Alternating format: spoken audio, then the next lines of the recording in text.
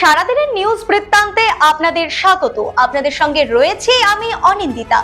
দেশ থেকে রাজ্য, শহর থেকে গ্রাম, দিনের গুরুত্বপূর্ণ খবর নিয়ে শুরু করছি সারাদিনের নিউজ বৃত্তান্ত।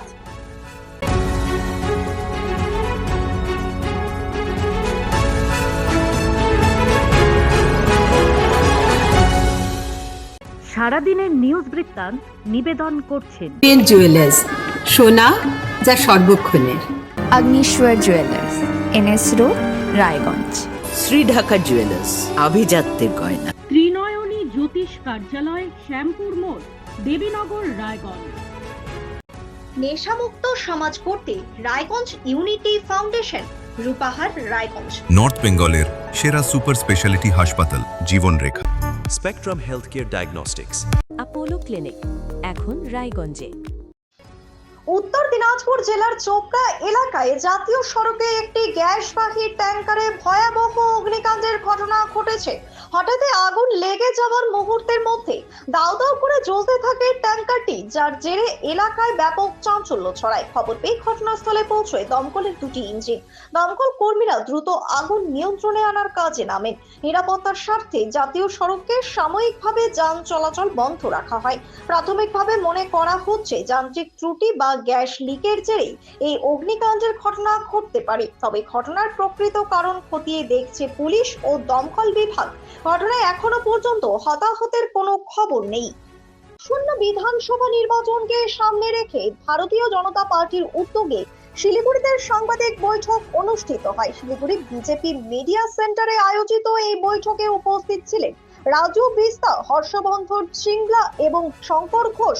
বৈঠকে উত্তরবঙ্গের উন্নয়ন, কর্মসংস্থান, পর্যটন, চা শিল্প ও সীমান্ত নিরাপত্তা নিয়ে দলের রূপরেখা তুলে ধরা হয়। একই সঙ্গে রাজ্য সরকারের সমালোচনা করে শিলিগুড়ির সার্বিক উন্নয়নের প্রতিশ্রুতি দেয়। আগামী 15 তারিখ ইসলামপুরে জনসভা করতে আসছেন তৃণমূল সুপ্রিমো ও মুখ্যমন্ত্রী মমতা বন্দ্যোপাধ্যায়। অল ইন্ডিয়া তৃণমূল কংগ্রেস পার্টির ইসলামপুর বিধানসভার প্রার্থী কানাইলাল আগরওয়ালের সমর্থনে এই সভা অনুষ্ঠিত হবে। সভাকে ঘিরে আজ কোর্ট ময়দান ও হাই স্কুল ময়দান পরিদর্শন করেন পুলিশ সুপার রাকেশ সিংহ সহ প্রশাসনের আধিকারিকরা এবং তৃণমূল নেতৃত্ব।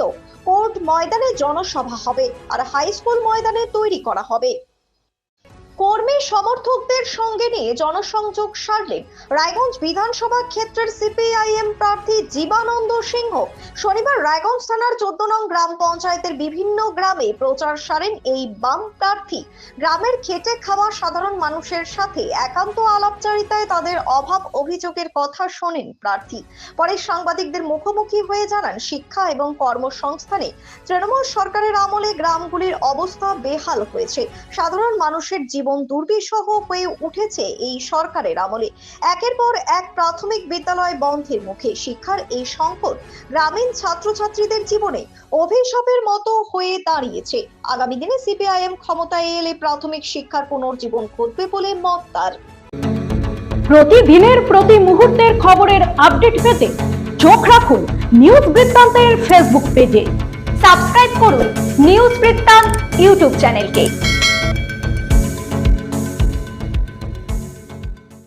স্কুলের পড়ুয়াদের মধ্যে গণতন্ত্রের পাঠ দিতে হেমতাবাদ ব্লক প্রশাসনের উদ্যোগে শনিবার হেমতাবাদ সারদা বিদ্যা মন্দিরে ছাত্রছাত্রীদের নিয়ে একটি সচেতনতামূলক শিবিরের আয়োজন করা হয়। সোমবার দুপুরে বিদ্যালয়ের ছাত্রছাত্রীদের নিয়ে এই সচেতনতামূলক শিবিরের আয়োজন করা হয়, যেখানে কৃষি আধিকারিক শতাব্দী বর্মা, বিদ্যালয়ের শিক্ষক শিক্ষিকা সহ ব্লক প্রশাসনের অন্যান্য আধিকারিকরা উপস্থিত ছিলেন। মূলত বিধানসভা নির্বাচনের প্রাক্কালে পরিবারের পিতা ও মাতাকে মূল্যবান ভোট দেওয়ার বার্তা জানানো হয়। এটি একটি দায়িত্ব, নাগরিকের কর্তব্য।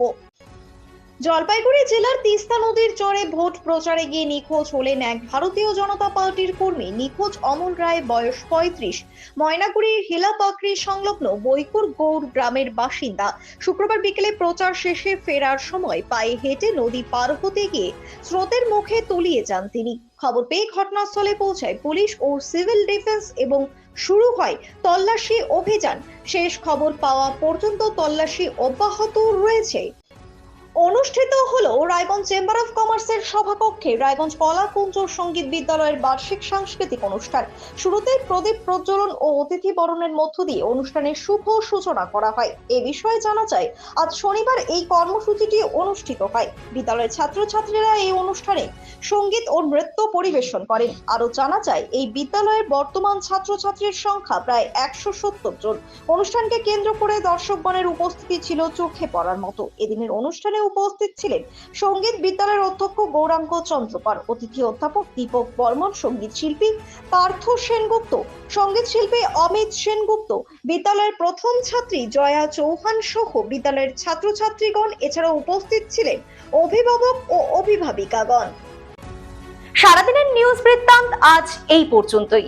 সঙ্গে থাকুন, দেখতে থাকুন, চোখ রাখুন নিউজ বৃত্তান্তে। নিউজ বৃত্তান্ত, হলুদ নয়, স্বচ্ছ।